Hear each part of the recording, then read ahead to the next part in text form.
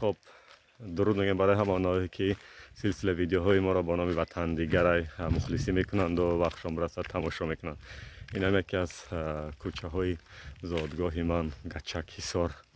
وقتی که امروز من برای یک کاری خیر به این کوچه ها قدم زدم، یاد دوره کودکی و نورسیم رفتم که این زمان های کلخوزی بود که جواری مکتب کردن، زمان پخته بود و پایین ترش زمین پرزیدنتی میگن شالی. خب اون بالا هست در روشنی نبینید، خطرپوهای باباتاق است که ما زمین گندم و نخود و زغیر و اینا را داشتیم و کودکی و نورسی ما قربانی جنگ های شهروندی شد که هیچ چیز ندیدیم دیگه، همش با عذاب و هر چیز زودتر باید پول میافتیم برای که لباسی خوب بخریم، نمیدونم مال و کالای مکتبی بخریم، شکم مون سیر کنیم. امروز هم که بعد آمدم فرزندای برادر دیدم که در سن سال نورسی و کودکی ما بودن، خیلی راحت و آرام بازی دارند و چرخه میرونند و وقتی خالیشون درس تیار میکنن و گشت نموندن خوراک میخورن. خلاصه من در داخل ناخونک درود میگم برای همان هایی که این جنگ ها خوب تحمیلی بود، خود داخل با نام شهروندی تشکیل کردند و ساختند و از دو طرف آدم کشتند و فرق ندارد کی هستن کی نیستن، از دو طرف آدم کشتند.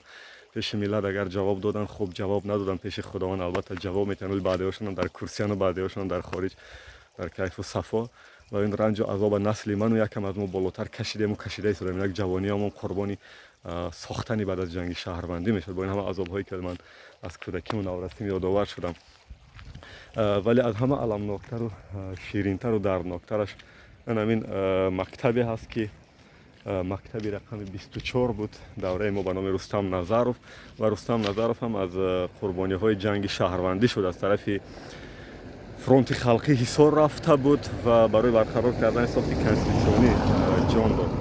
خلاصه من نمیدونم مکتب به نام چیست، ولی من چیزا میخواستم بگم که ما در یک مکتب های یک آشیانه ساخت شوروی تمام تحصیل کرده بودیم که دورتر از اینجا است.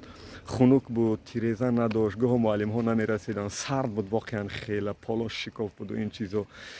این مکتب نیم ساخته از شوروی بود. من بعد از صنف 6 و 7 می اومدم، جدی میگم دائم در اینجا مکتبای نیم ساخته شوروی گریه میکردم که میشوده باشد روزی که من در این مکتب تحصیل کنم.